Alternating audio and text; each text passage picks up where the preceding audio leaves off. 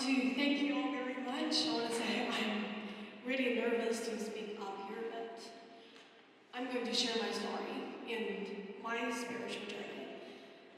So everything starts with the one day before I went on the flight to the United States. So the day the random idea just pops up, I thought, I just want to know something about this Christianity that I never knew anything about in my life. Because I'm going to this Christian school I also knew nothing about. So I decided to ask my Christian friends in China. It wasn't exactly hard, since those friends, almost every single time I saw them, they were going on to the topic of spirituality. Yeah. So the night they came to our place, and they talked for a few hours. I think almost till midnight.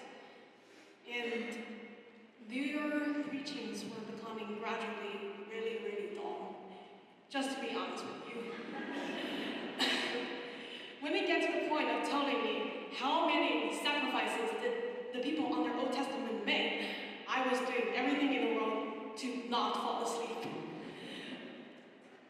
And yeah, I do love my friends really much. They're the kindest people in the world, and I knew they were genuine, but that experience drove me farther away from God. Because the night I thought, there is just no way I'm becoming a Christian. It's simply unimaginable, and there's no way on earth I'm doing that, even though I know I'm going to this Christian school. January the 5th, I came to the United States. The first time in my life, I arrived in the tiny little airport in Colombia with my huge luggages. I checked into our boarding house, which has terrible Wi-Fi. I woke up the other morning, found myself freezing in our uniforms. Not really waking up the first period. But the important thing I want to tell you is, every day, I went up the hill. I go to our school, I go in, and what I see was incredible. I saw the beautiful house of the Lord. Can I have an applause there?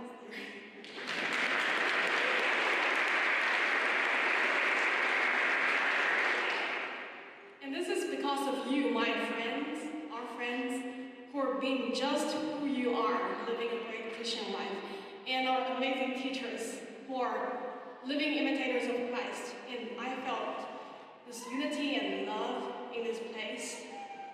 And I learned what Jesus did in his life on earth, and it was almost hard to imagine how him, the spotless Lamb of God, loved the whole world of sinners with his whole life, just that I could be saved.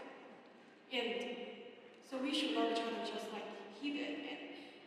And I want to say that is what you were doing all the time, even right now in this building. I saw us united under Christ, and I think I saw God's plan on earth at a smaller unit here in the Lippen.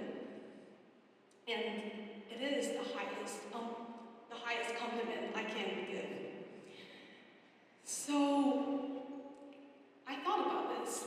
How is the day going to be like when the entire world is just like what it is here now, when every single person is saved, loving, where God's light prevails? How wonderful is that day going to be? And I thought that is the right way. I thought this is what the world is supposed to be. And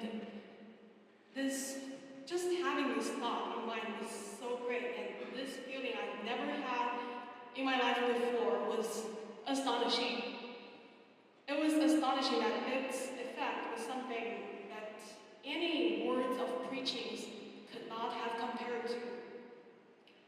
And it is because you guys showed me the picture of God, and that is what made me a Christian.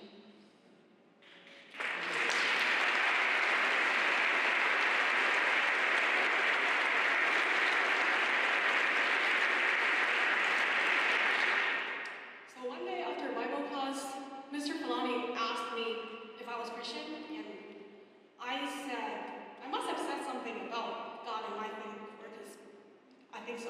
Then he asked, and I just said, well, no, my family was not religious, and I'm not baptized. He just said, well, baptism does not make you a follower of God. What only mattered there was your faith in God and your acceptance of Christ. Then he prayed with me, and that day was really special to me, because that was when that decision was made, and that was when I finally found the right way. I just want to say it felt really reassuring, and I'm happy I made this decision. So, God really has this plan. The one day before I went on board to the United States, I hated the idea of being a Christian. But the first month I landed in this country, a group of people who walked like Christ pulled me back.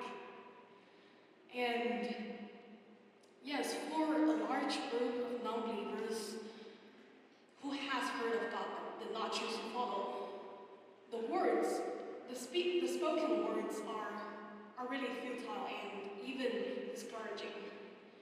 I was one of them, and now I can speak the most confidently that despite words are vacant, the beautiful house of the Lord is the most fascinating. So I've been telling a lot of people around me to just walk like Christ and start with loving your enemy and show people this picture of God. And that is something even non-believers can feel and get interested of. So at last, I just want to say that you guys have